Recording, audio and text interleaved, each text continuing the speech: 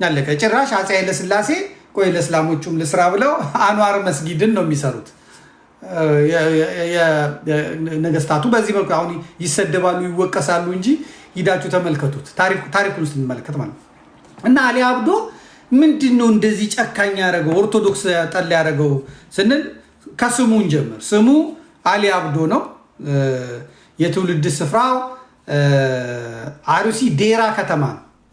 እነ መምህር ዲያቆን እነ ቀሲስ ዳንኤል ግርማ የተወለዱበት ዴራ አካባቢ ነው።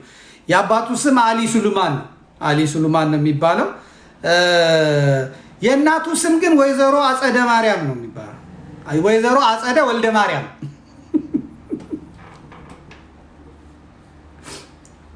ተመልከቱ እና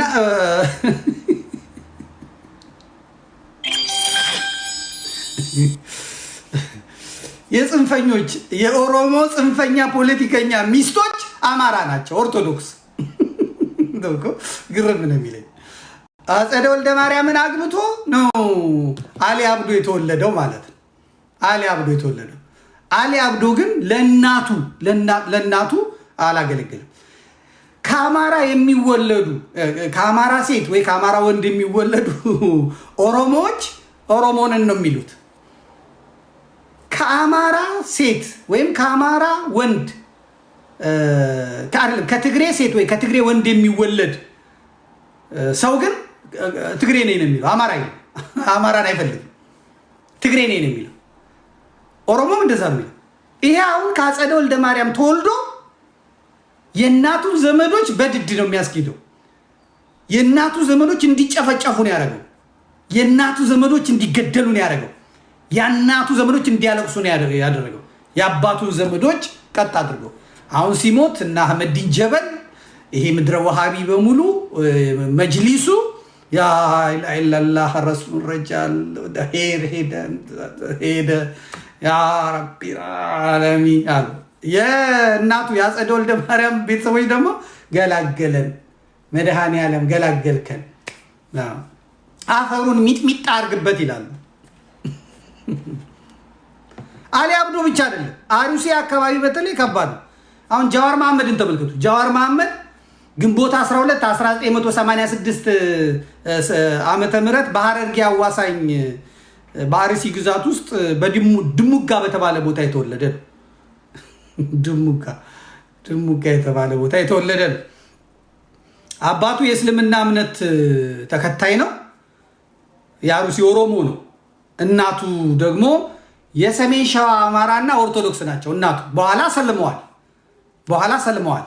ግን ጃዋር መሐመድ እንጀራ የሚበላው ጃዋር መሐመድ ሞገስ የሚያገኘው ኦርቶዶክስን ሲያስጨፈጭፍ አማራን ሲያስጨፈጭፍ ነው። እኛ አካባቢ አለ እኮ አንድ ኦርቶዶክሳዊ ቀና ሲል አንገቱን በሜንጫ ነው የምንለው አለ። ባለሜንጫው በኮዱ ነው የሚያስጨፈጭፈው። አብይ አህመድ በቤተ መንግስት እሱ በውጭ ሀገር ሆኖ ተጠቃቅሰው ነው ኦርቶዶክሱንና አማራውን እያጸዱ ያለው። እንግዲህ ተመልከቱ። አሊ አብዶ የአጸደ ወልደ ማርያም ልጅ ነው። ይሄ ደግሞ የእናቱን ስሟን አላውቀውም፣ ግን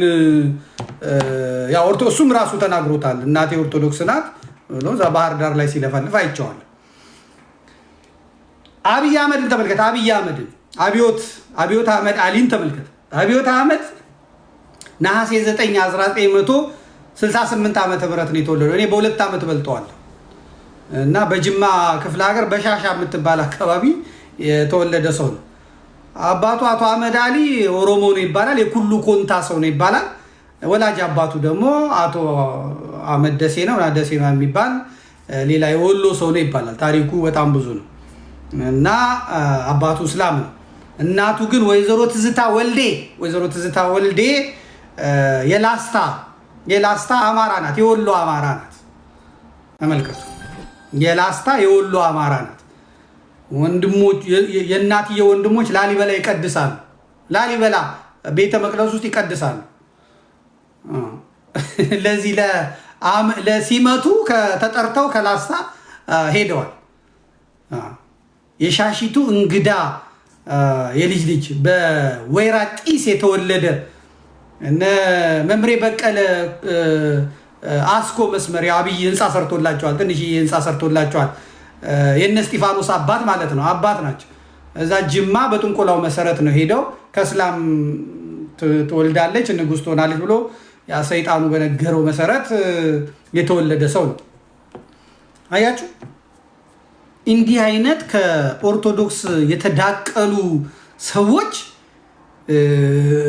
ኦርቶዶክስን ለማጥፋት አጋንንቱ በኃይል ይሰራባቸዋል። በኃይል ይሰራባቸዋል። የሚራኩት ለዛ ነው። ለምሳሌ አብይ አህመድን ተመልከቱት። አብይ አህመድ ኦርቶዶክሳውያንን ካስገደለ በኋላ ወይም አማራ ካስገደለ በኋላ በቀጥታ ወደ ጫካ ነው የሚሄደው። ጫካ ለጫካ ነው የሚዞረው። ብቻውን አይደለም ደግሞ ሚኒስትሮቹን በሙሉ ስራ አስፈትቶ ቢሮ አዘግቶ ሲቅለበለብ ታዩታላችሁ። እላዩ ላይ ሲቅለበለብ ታዩታላችሁ። ዛሩ መንፈሱ ጥቁር ነው የሚለብሰው። ኮድ ነው ይሄ። ጫካ ላለው ኮድ ነው የሚለዋወጡት። በፊት እየቀበረ ነበር። በፊት ችግኝ ነበር የሚተክለው። አሁን እንኳን ሌላው ቢቀር አሁን በአሩሲው ዛሬ ኢቲቪ ያወጣውን ተመልከቱ።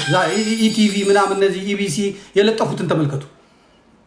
ያንን እስከዛሬ አይጥ አድርጎ የማያውቀውን ችግኝ አውጥቶ ችግኝ ሲተክል የነበረውን አመጣ።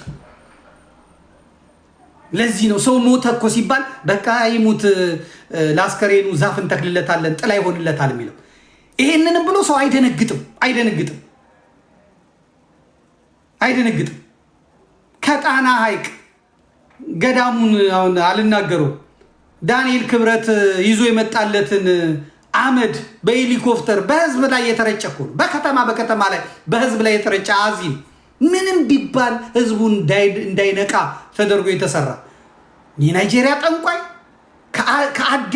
ከአዲ አርቃይ ጀምሮ ጠንቋይ ተፈልጎ ቤት ውስጥ እየተቀመጠ ቤተ መንግስቱን የጠንቋይ መናኸሪያ አድርገው ያ አዋቂ ተብሎ የአዋቂ መናኸሪያ ሁሉም የሚሉት ኦርቶዶክስን ረድ ነው፣ ቤተክርስቲያንን አጥፋ ነው አለቀ።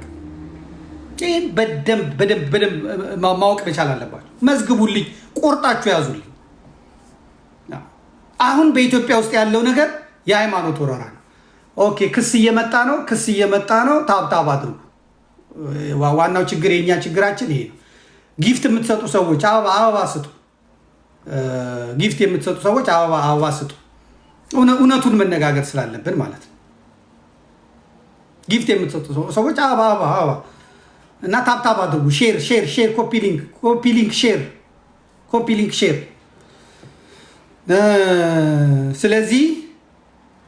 ስለዚህ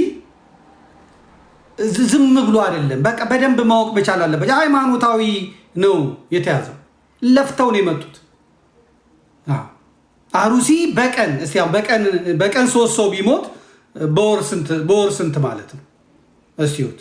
በቀን 3 ሰው እንኳን ቢሞት አስባችሁታል? 90 ሰው ማለት ነው። በቀን ግን ከዛ በላይ ነው የሚሞተው። አሩሲ በችርቻሮ አጽድተው መሬቱን ወስደውበታል። አሩሲ ከብቱን አጽድተውበታል። አሁን ስለ ጅማ፣ ስለ ወለጋ፣ ስለ ምናምን ርዕሳችን አሩሲ ስለሆነ ማለት ነው። ጸድቷል። እስላም አልተነካም፣ ጴንጤ አልተነካም። ጴንጤዎቹና እስላሞቹ አሁን ባለው ስርዓት መሰረት መንግስታዊ ስልጣኑን ተቆጣጥረውታል። መካድ አይቻልም። ለምን ነው የሚካደው? አለቀ። ሀገር በሁለቱ እጅ ነው ያለችው። ምርጫ ቦርድ ፕሬዝዳንቷ ከኢቫንጀሊካን ቸርች ተመርቃ የመጣች ናት። ባሏ የወለጋ ኦነግ ነው፣ ኦሮሞ ነው። እሷ ጎንደሬ ጴንጤ ናት። ኦርቶዶክስ ቦታ የላትም፣ ሚና የላትም፣ የምትከስበት የምታለቅስበት የላትም።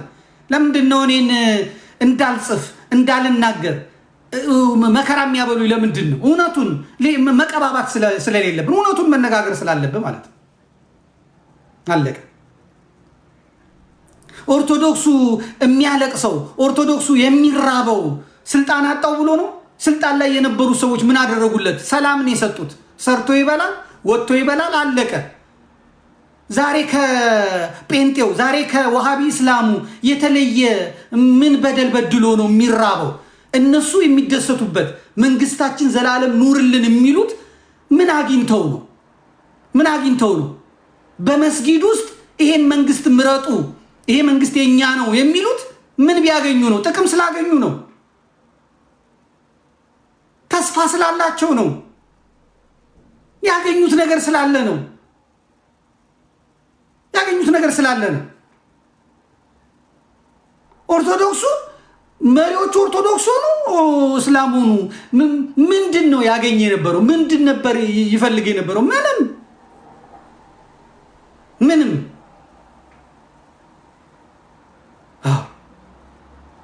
ይህን እየመረረ ካልዋጥከው፣ ይህን ለማስተካከል ካልተንቀሳቀስ ትበላለህ አልኩ። ለፍተው ነው የመጡት ደግሞ፣ ሰርተው ነው የመጡት ደግሞ፣ ደክመው ነው የመጡት ደግሞ፣ ተናበው ነው የመጡት ደግሞ። ስንፈልግ ሳልሆን እንተኛለን፣ ስንፈልግ ይሄን እናደርጋለን። እኛ ባልነው መሰረት ካልሆነ በስተቀር ኢትዮጵያን ብትንትኗን አውጥተን ነው የምንመጣው ምናምን ብለው እኮ ነው የመጡት። ከሆነልን እንቀጥላለን፣ ካልሆነልን እናፈርሳታለን ብለው አናታቸው አንጀት ጉበታቸው ይፍረስና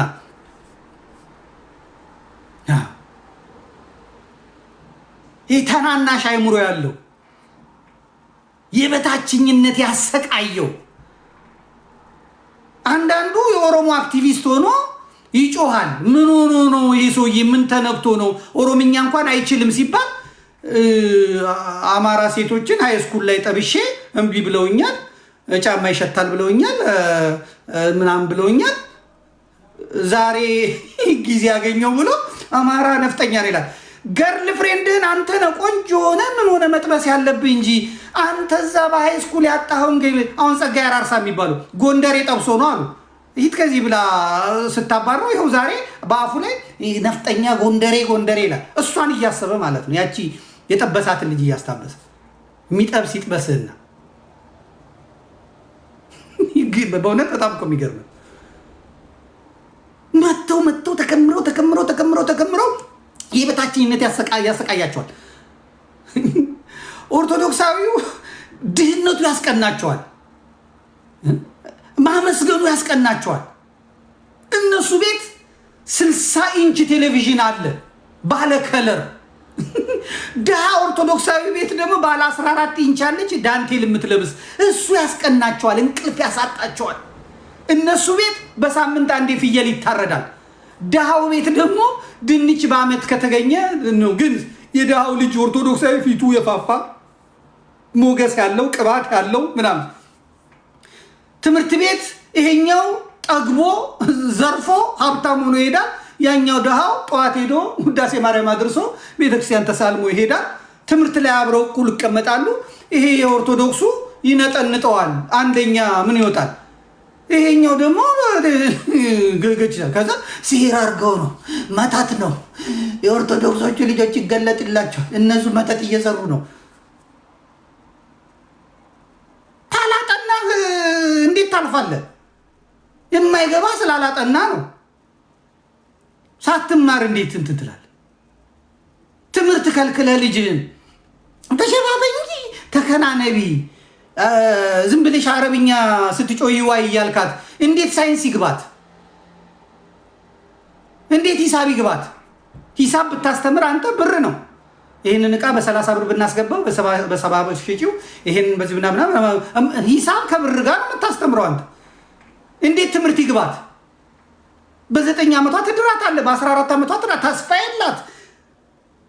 ተነስቼ አግብቼ ትልቆኜ እንደዚህ ተምሬ ምናምን አትል። በፈለክ ሰዓት ወስደህ ለ90 ዓመት ሽማግሌ ትድራታለህ። ነፃነት የላት እና ተስፋ የሌለው ሰው ትምህርቱን ሲወድቅ የጦስ ዶሮ ፍለጋ ኦርቶዶክሶቹ ሲሄር አድርገው ነው መተት አድርገው ነው ምናምን አድርገው ነው ተስፋዋን የጣላት። ተስፋ ጨልሞባት ነው የጣላት።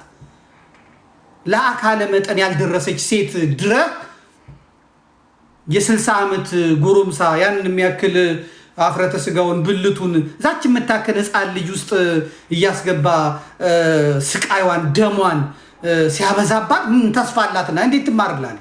አያገባኝም እኔ ስለሱ። ሁሉ ነገር ግን ያስቀናል። ቅዳሴያችን ያስቀናል፣ ሰዓታቱ ያስቀናል፣ ቤተክርስቲያኑ ያስቀናል። ነጠላ ለብሰን ስንሄድ መቅናት ጀለብያ ለብሰህ አረብ መስለህ እኛ ኢትዮጵያዊ መስለን ኢትዮጵያዊ ሆነን በሀገር ሸማ በሀገር ልብስ አጊጠን ስንሄድ ትነስራለህ።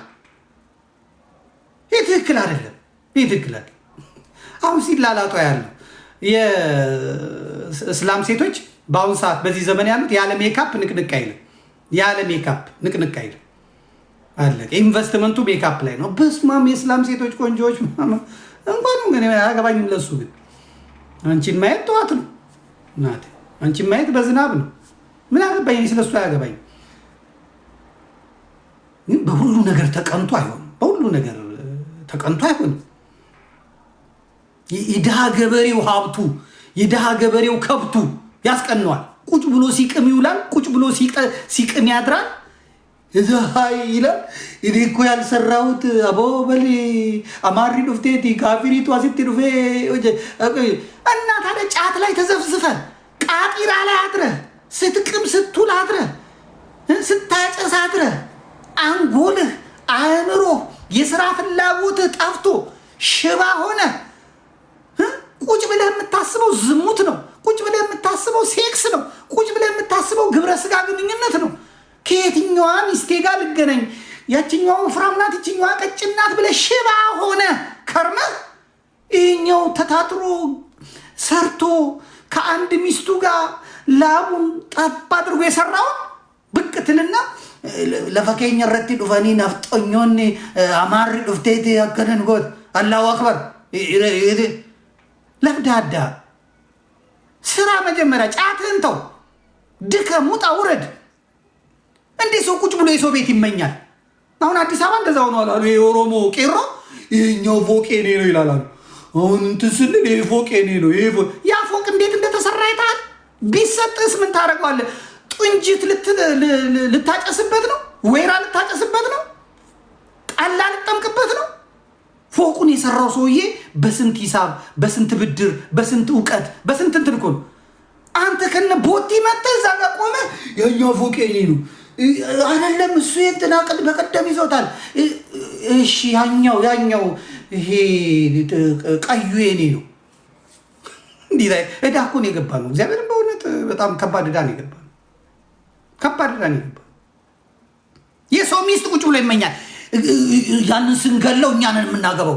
እኔ አንተ ማን ያለ እኔ ቀድሜ ያየኋት እኔ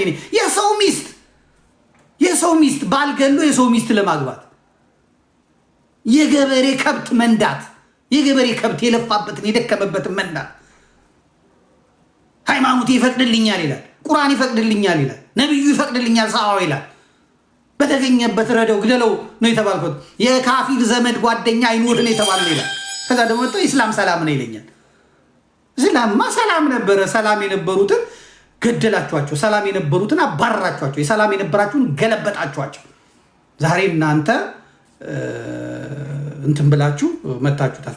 እሺ ታፕታፕ ኮፒ ሊንክ ሼር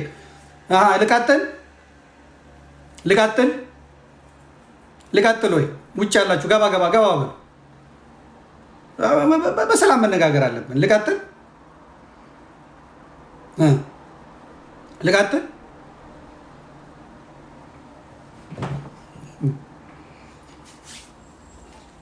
ቀጥል በሉኛ። እሺ ቀጥል ብላችሁ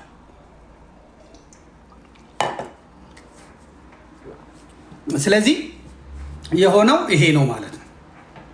አጠቃላይ ሁለት ነገር ይታየኛል። ሁለት ነገር እነዚህ ኢትዮጵያን ለማፍረስ የሚፈልጉ ኃይሎች አስቀድመው መሰበር ያለባቸውን ቦታዎች ለይተው አውጥተዋል። አንደኛው የኢትዮጵያውያንን በአንድነት ይዛ ወደፊት የምትቀጥለው የኢትዮጵያ ኦርቶዶክስ ተዋሕዶ ቤተክርስቲያን ናት። ስለዚህ እሷ መመታት አለባት ተብሏል። ስለዚህ የኢትዮጵያ ኦርቶዶክስ ተዋሕዶ ቤተክርስቲያን ደግሞ አማኞቹ ማን ናቸው? ቁጥር 1 አማራ፣ ቀጥሎ ትግሬ እና ኦሮሞ ናቸው። የኢትዮጵያ ኦርቶዶክስ ተዋሕዶ ቤተክርስቲያን ተከታይ ደቡብም ጉራጌም ምንም እንዳለ ሆኖ ማለት ነው። ስለዚህ እነዚህ አለቃቸው ማን ነው? አስተባባሪያቸው ማን ነው? አማራ ነው። አማራ መመታት አለበት። ይሄ ከአድዋ ጀምሮ የመጣ ነው። ስለዚህ እነዚህ ያንን ይዘው የመጡት ሰዎች ኦርቶዶክስን መምታት አለብን፣ ኦርቶዶክስን ማጠናገር አለብን ብለው ነው የመጡት።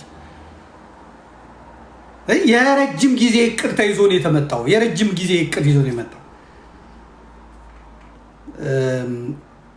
ከነዚህ እቅዶች መካከል አሁን የራሳቸውን ጳጳስ፣ የራሳቸውን ሰባኪ፣ የራሳቸውን አስተዳዳሪ አምጥተው ማስቀመጥ ማለት ነው። አለቀ። ሰውየው ኦ እግዚኦ አድን ሕዝብከ ወአድኅን ርስትከ ምናምን ይላል፣ ግን እስላም ነው ወይም ደግሞ ጴንጤ ነው። አለቀ። ቆብ አድርጓል፣ ሻሻ አድርጓል፣ መስቀል ግዕዝ ይናገራል፣ ምን ይናገራል? እስላም ነው ወይ ጴንጤ ነው። የታየኛ ነው። ምክንያቱም ሪአክት አያደርግም። አንድ ነገር ሲመጣበት ስሜት አይሰማውም። ጸጥ ነው የሚለው፣ ደስ ነው የሚለው። ክፉበት አይነት ነገር ይሄ እንዴት ነው? ጥቅስ የአራዳ ጨዋታ የለም ጥቅስ ምናምን እንደዛ አይነት ነው የሚሰማኝ። ስለዚህ በጊዜ ሂደት ፕሮቴስታንቱም እስላሙ ቤተክርስቲያኒቷን ተቆጣጥሯታል ብዬ ነው ማስበው። ከላይ ጀምሮ ከሲኖዶስ አባላት እስከ ታች የደብረ አስተዳዳሪዎች ድረስ በእርግጠኝነት እገሌ ብሎ መናገር ባይቻልም እስላም ጳጳስ፣ እስላም ቄስ፣ እስላም መነኩሴ፣ እስላም ሰባኪ፣ ጴንጤ ጳጳስ፣ ጴንጤ ሰባኪ፣ ጴንጤ ቄስ፣ ጴንጤ መነኩሴ፣ ጴንጤ አስተዳዳሪ፣ ጴንጤ ዲያቆን ቤተክርስቲያኒቷን ወርሷታል ነው የሚለው። ስለዚህ ህጋዊ ናቸው። አሁን ህጋዊ ናቸው። የኢቫንጀሊካሉ ይሄ ኦርቶዶክስን የሚያጠቃው ኃይል ራሱን ችሎ በመንግስት መዋቅር ውስጥ እስከ ላይ ድረስ ሄዷል። ህግ አውጪ ነው፣ ህግ ተርጓሚ ነው፣ ህግ አስፈጻሚ ነው። ይሄ ጽንፈኛው የኦሮሞ ዋሃቢ እስላም ደግሞ እሱም የራሱን መዋቅር ዘርግቶ ባንኩን ታንኩን ይዞ የሀገሪቷን የፖለቲካ መዋቅር ተቆጣጥሮ ይዟል። ስለዚህ ቤተ ክህነቱ ውስጥ ያለው ደግሞ እስላም ቀሚስ የለበሰ መስቀል የለበሰ እስላምና ጴንጤ ደግሞ ተመጋግበው ይሰራሉ ማለት ነው። ለዚህ ነው አሩሲ ላይ ሰው ሞተ ሲባል ጳጳሱ አይደነግጥም፣ አያለቅስም፣ አይሰማውም፣ ቄሱ አይሰማውም፣ ሰባኪው አይሰማውም። እስላም ወይም ደግሞ ጴንጤ ነው አለቀ እንጂ ኦርቶዶክስ ቢሆን ሰው ነው ይሰማዋል ምናምን ይላል። እስኪ የዛሬውን ተመልከቱ። የዛሬውን እነ ታደለ ሮባ ኦርቶዶክስ ናቸው። ስቀጠቅጣቸው ኦኬ አንገባም፣ ሰው እየሞተ አንዘፍንም አሉ አይደል? ሄኖክ ኃይሌ እንደዚህ ብሏል። ሄኖክ ኃይሌ ሮም ሄዶ ካቶሊክ አሰልጥና ያመጣችሁ ነው። ኢንቨስት የሚያደርግለት ቤተ ክህነቱና ቤተ መንግስቱ ነው። አቡነ አብርሃም ናቸው ፍቃድ የሰጡት። አቡነ አብርሃም ደግሞ በቅባትነት የሚታሙ ናቸው። እዛ ቅባትን በጎጃም ውስጥ ያስፋፋሉ ተብሎ የሚወቀሱ ናቸው። ማረጋገጫ የለኝም እኔ። ስለዚህ ሄኖክን ለቅባት ቅርብ ሆኖ ወደ ሮም ካቶሊክ የላኩት አቡነ አብርሃም ናቸው። ፍቃዱን ሰጥተው የዝማሬ ፍቃዱን በቦሌ እንዲያደርግ ያደረጉት እሳቸው ናቸው። ሄኖክን ዙሪያውን እንዲከበው ያደረጉት ቅባቶች ናቸው። እና አይመራ አሸብር እነማ የምትላቸው ኮተቶች በአጠቃላይ እንዲከቡት ነው የተደረገው። አይመራ አሸብር ማለት ከዛ የመጣ ነው። ክዶ የሄደን ጴንጤ ሆኖ የመጣ ነው። ጴንጤ ሆኖ የነበረ ሰው መጥቶ በክህነት ማገልገል አይችልም። ህገ ቤተክርስቲያን አይፈቅድለትም።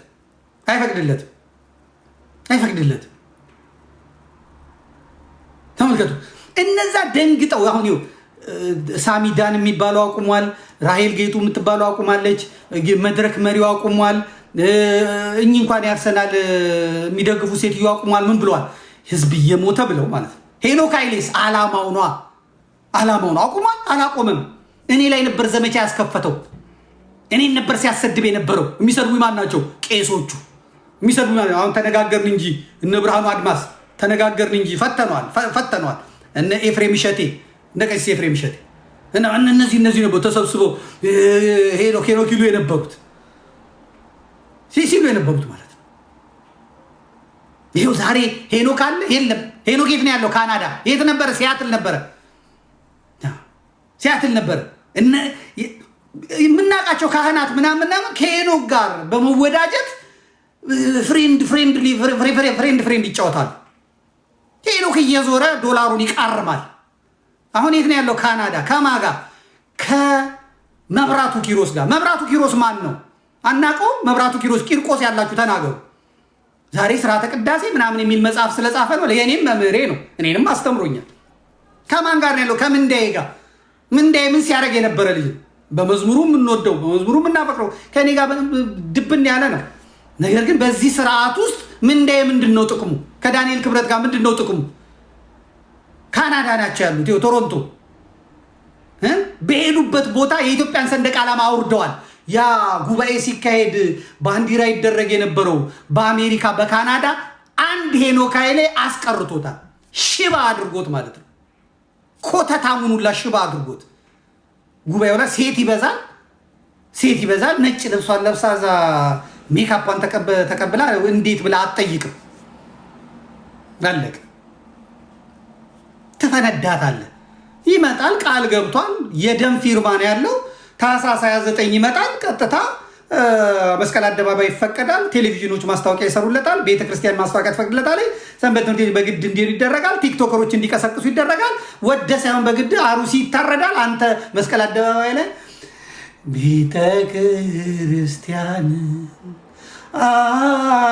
አንተውም ከቶ የተፈቀነ ትላለህ። ለፍዳዳ እንዴ በማለት የሚቆምልህ ነገር የለም። አይቆምልህ። ይሰራልሃል፣ ይሰራብሃል።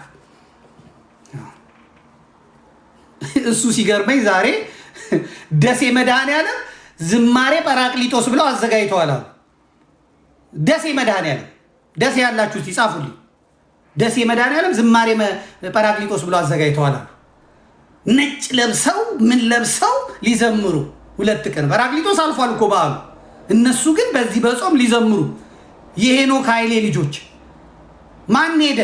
እኚህ የካናዳው ሊቀ ጳጳስ የሶማሊያ ሀገረ ስብከት አቡነ መቃሪዎስ የኔ አባቴ ናቸው። በሰው ሀገረ ስብከት ጥልቅ ማለት ይወዳሉ፣ እዛዛ ማለት ይወዳሉ። ሀገረ ስብከታቸው እንደማጽናት በሀገረ ስብከታቸው እንደመቀመጥ። ማን ሄደው? ጳውሎስ መልካ ስላሴ የቦሌ መድኃኔዓለም ጓደኛዬ ነው፣ ወንድሜ ነው።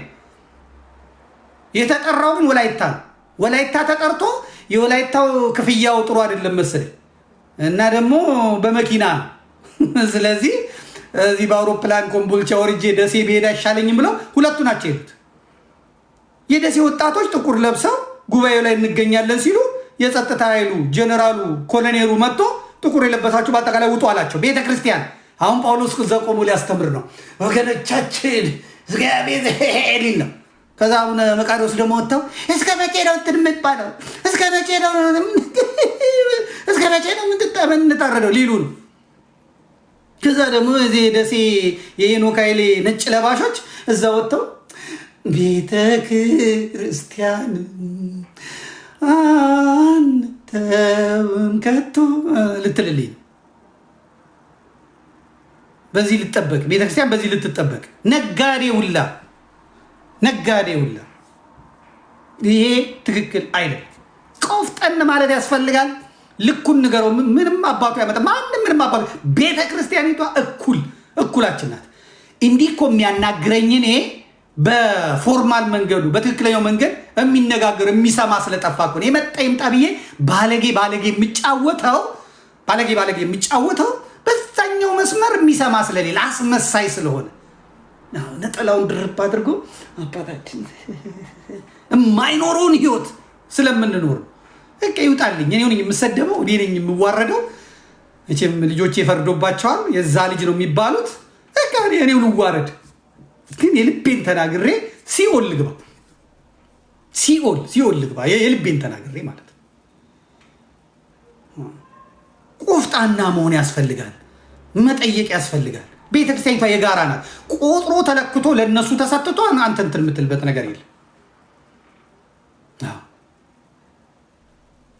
ህመሙ የሚሰማው ሰው ሃይማኖቱ ሲሆን ነው። ይኸው የኦሮሞ ጳጳሳት እንደዚህ እኮ የምንጨፈጨፈው እንደነዚህ እኮ ልጆቻችን ተነስተው እኛን የሚገሉት ህዝቡ ወደ ጴንጤ ሄደው ህዝቡ ወደ እስላም ሄደው በቋንቋ ስላልተማረ ነው ብቻ አይደለም። እኛ ስራ አስኪያጅ ስላልሆን ነው፣ እኛ ጳጳስ ስለሌለን ነው አሉ። እሺና አገልግሎት በጥሪ ነው፣ በቅባት ነው፣ በፖለቲካ ኮታ አይደለም። ግን ደግሞ በእናንተ ምክንያት ቤተክርስቲያኒቷ እሳት ላይ ከምትጣድ እስቲ ኑ ኦሮሞዎች ኑና እስቲ ጳጳስ ያዙ፣ ያው ቦታውን ያዙ ተባለና ተሰጣቸው። አሁን ዛሬ አሩሲ የተመደቡት ሰውዬ አሩሲ ተወልደው ያደጉ ምን ያሉ ናቸው እና እሳቸው እዛ ሲሄዱ አራጁ ሊተውላቸው። ዋናው የዋሃብያ ጠላት፣ ዋናው የኦሮሙማ ጠላት ከነገድ አማራ የሚለው ስም ነው ጠላቱ። አማራነት ከሃይማኖት ኦርቶዶክስ የሚለው ነው ጠላቱ። ከጴንጤ ጋርማ ተስማምቶ ይኖራል። እኛም ጌታ የምንለውን ነው ጴንጤም ጌታ የሚለው። አህመድ ዲን ጀበል እኔ ጌታ የምለውን እግዚአብሔር ኢየሱስ ክርስቶስን ይነቅፍና ጴንጤ ጌታ የሚለውን ከጴንጤ ጋር መዝሙራቸው ላይ ሄዶ ጉባኤያቸው ላይ ሄዶ ይከፈላል። ለምን? ጴንጤ ኢየሱስ ክርስቶስን ፍጡር ስለሚያደርገው፣ አቅም እንደሌለው ስለሚያደርገው፣ ተለማማጭ ነቢይ አማላጅ ስለሚያደርገው ማለት ነው። እኔ ጋር ስትመጣስ እኔ ጋር ኢየሱስ ክርስቶስ እግዚአብሔር ወልድ ነው። ከሶስቱ አካል አንዱ አካል ነው።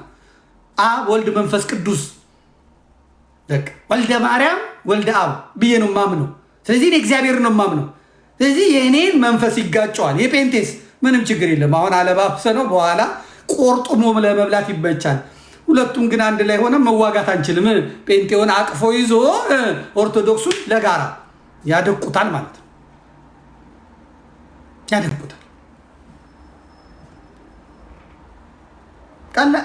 እንዲህ እንደ ዋዛ እንደምትመለከቱት አይደል። በጣም ማስተዋል ይፈልጋል። በጣም እየተሄደበት እየተሆነ ያለውን ነገር በጣም ማስተዋል ያስፈልጋል። ማስተዋል ያስፈልጋል። እነሱ ለሁለት ገጥመው እነሱ አንድ ላይ ገጥመው ኦርቶዶክስን እንዲህ ድቻዋን የሚያበሏት ማለት ነው። ድቻዋን ማለት ስለዚህ አሁን ኦርቶዶክስ ሀገረ መንግስት ውስጥ የለችበትም። ኦርቶዶክስ ስልጣን ውስጥ የለችበትም። ኦርቶዶክስ የሚጮህላት የላትም። የሚጮህላት የላትም። ስለዚህ አነቃለሁ የሚል አስተምራለሁ የሚል ሰው ይሄንን እውነት ነው መግለጥ አለበት። ጴንጤዎቹ በድፍረት ነው የሚናገሩት። በቸርቻቸው ውስጥ ነው የሚናገሩት። እንሰብረዋለን፣ እንሻገረዋለን፣ እናደቀዋለን፣ የግብፅን ጣዖት እንሰብራለን፣ ታቦትን እንዲህ እናደርገዋለን። አሜን ነው ሃሌሉያ ይላል። አዎ እኔ ማስተማር የምፈልገው አደቃሃለሁ፣ አንተን መናፍቅ አደቃሃለሁ፣ የአንተን መንፈስ አደቀዋለሁ የሚል መምህር ነው የሚያስፈልገው። እስላሙ በየመስጊዱ ወሃቢው የሚለውን እየሰማችሁ ነው። ከእስራኤል ጋር ኢራንና እስራኤል በተጣሉ አይደል እንዴ ክፍታፉን የሚከፍትብን ወሃቢያው እንዴ? ምን አገባኝ እኔ ስለ ፍልስጤም? ምን አገባኝ ስለ እስራኤል? ምን አገባኝ ስለ ኢራን? እንዴ እስራኤል ጋዛን ስትቀጠቅጥ መጥቶ የአሩሲን ክርስቲያን ካላረድኩ ይላል። ምን ይመለከተናል? እስራኤል አይሁድ ሰቃሊያነ ክርስቶስን ማታምን ከኔ ጋር ምንድነው የሚያገናኛት? እኛ እስራኤል የምንለው እስራኤል ስጋ እስራኤል ዘነፍስ የምንለው እስራኤል ምድሯን ጌታ የተመላለሰባትን ሰማያዊቷን ኢየሩሳሌም ደግሞ ያለችዋን የምንጠብቀው ነው። ተስፋ አድርገን የምንሄደው ከኔታንያሁ መንግስት ጋር ምን አገባን? ከእስራኤል ጦር ከእስራኤል ሚኒስተር ጋር ምን አገባን? ይሄ ድልብ መሀይም የዋሃቢ እስላም ግን እስራኤል ጋዛን ስትቀጠቅጥ አይ ኦርቶዶክሶች እናንተ ጎንደር ያሉት ፈላሻዎችን እስራኤል ምን አገባኝ ታዲያ? ጎንደር ያለው ፈላሻም አይሁድ ነው። ከቻልክ መሄድ መዝመት፣ ግብፅ ቅርብ ነው፣ ሱዳን ቅርብ ነው። በቃ ታጥቀ መሄድ፣ ባህር ተሻግረህ የመን ገብተህ ሳውዲ ገብተህ ሂድ፣ እኔ እስራኤልን ልቅጠም ማለት አለብህ። ከኛ ጋር የሚያገናኘው ነገር የለም። የሚያገናኘው ነገር የለም።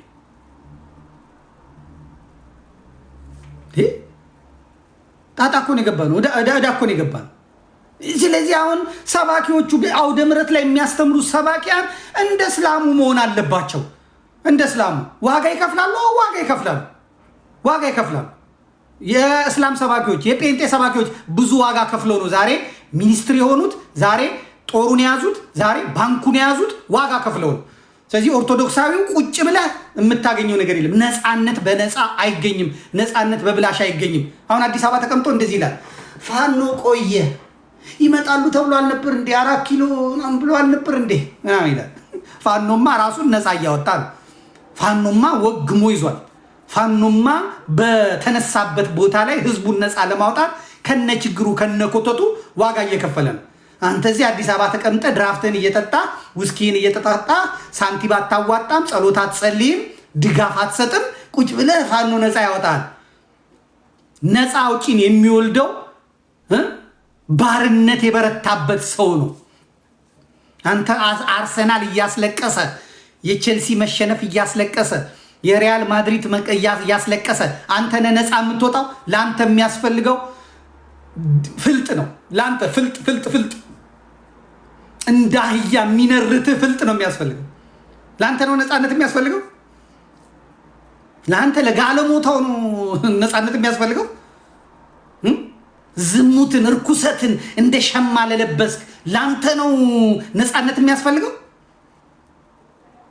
ሙጫ እየበላ አፈር እየበላ ቅጠል እየበላ ለነፃነት የሚታገል ወንድ ሱሪ የለበሰ ጫካ ቁጭ ብሎ አንተ እዚህ ሆድህ የደረሰች ነፍሰ ጡር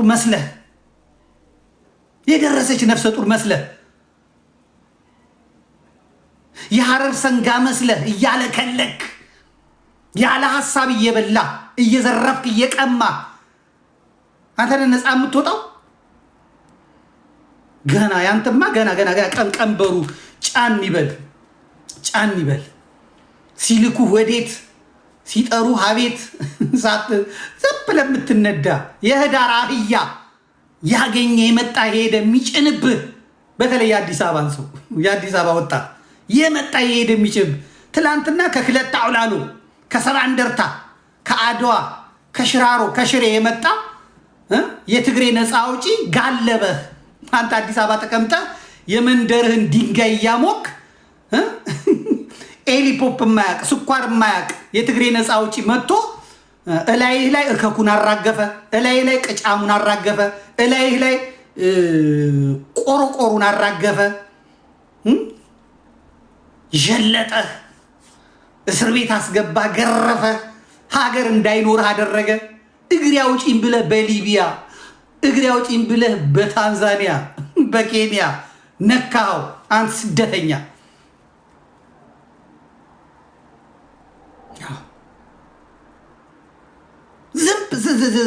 ተረግጠህ ማለት ተረግጠህ።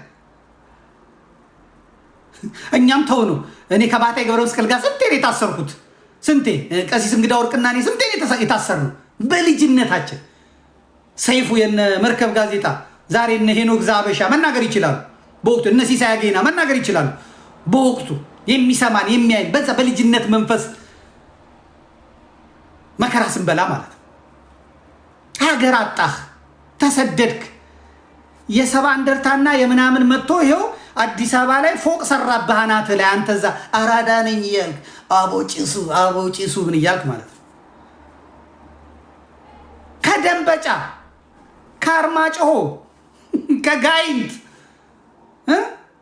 ከንፋስ መውጫ ከቋሪት ደግሞ ከዚህ ከሰሜን ሁሉ ከላሰ ከቡግና ከምናምን መጣልህና ደግሞ ይሄ ብአዴን ነኝ ያለ ሰው መንገዱን እንኳን የማያውቅ ሰው መጥቶ አንተ እዛ ያራዳ እኔ ካዛንቺስ ያራዳ ልጅ ፖለቲካና ኮረንቲ በሩቁ ነው አፉ ነው ምናምን እያል አናትህ ላይ ህንፃ ሰራ፣ አናትህ ላይ ጋለበ። አንተ እዛ ተንቀሳቅሰህ የራስን ኢምፓየር መክፈት። አዲስ አበባ ብሔር የለውም፣ የአዲስ አበባ ልጅ ብሔር የለውም። ባክኛ ለፍዳዳ አረቄ እየጠጣ ጫትን እያቀረቡልህ በገፍ የሴክስ ፊልም በመጀመሪያ በቪኤችኤስ ከዛ በሲዲ አመጡልህ። ከዛ በኋላ ሺሻህን ይዘህ ምንህን ይዘህ የሴት ጭን ውስጥ ሟምተህ ቀረህ። ሟምተህ ግማሹ በኤድስ አለቀ፣ በኤችአይቪ አለቀ፣ ግማሹ ቆርቆ እንዳሆነ። ብዙ የአዲስ አበባ ወጣት ሽንት ቤት ገብቶ 4 ሰዓት ነው የሚቀመጠው። ለምን? ጫት ነው የሚበላው። ጫት ደግሞ ገብቶ ያደርቃል። እዛ ይገባና ውጣ ይለዋል። ከየት ይወጣል? በቃ በኦፕራሲዮን ካልሆነ እዛ ቁጭ ይላል። በቃ ሱሪው ላይ አልቁ ጣውላ መስሎ ብዙ የአዲስ አበባ ወጣት ሽንት ቤት ገብቶ ከቆየ ጫታም ነው፣ ደርቋላ። ይሄ ነው። ከዛ ፌስቡክ ላይ ወጥቶ እናት አፈርት ብላ አንተ እኛ ፒስ ነን ዘራና እኛ ዘረኝነት አናውቅም ምናምን ይለኛል። ለፍዳዳ ለአንተ ነው የምጮህልህ፣ ለአንተ ነው እየነገርኩ ያለሁት። ይኸው አሁን ኦሮሞዎቹ መጡ። እናቴ ከትግሬ ተምረዋል ከምን ተምረዋል መጡልህና አለቀ። አናት ላይ ቤት ሰራ። የነዚህ ደግሞ ምህረት አያውቅም። እነዚህ ደግሞ የአባገዳ ልጆች ስለሆኑ በልህ ነው የሚመጡት። አጸዳ ወስዶ አጸዳ።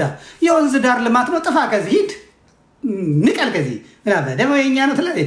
እዚህ ጋር ምናምን ኮሪደር ልማት ነው፣ ጥፋ አፍርስ፣ ጥፋ በሁለት ቀን ውጣ። እምቢ ግሬደር አምጥቶ ያፈርስባል። የአራዳው ልጅ አንተ ቶሎ ዲምቱ እዛ ጭቃ ውስጥ እንቆረር ውስጥ ገባለህ። አለቀ። እሱ ብቻ በቀሉ። አሁን ከካሳንቺስ የተነሱትን ሰዎች ቆርቆሮ ቤት ውስጥ አስቀመጣቸው። በምን እንስራ ሲሉት አይ በቆርቆሮ ከዚህም ልትነሱ ትችላላችሁ። እሳት ለቀቀባቸው። ዋጋን ታገኛለህ ገና ይሄን የሚያደርገው አንተ ዳተኛ በመሆን ቄሱን ተመልከተው፣ ጳጳሱን ተመልከተው። የሚመጣው ከየት ነው? ከገጠር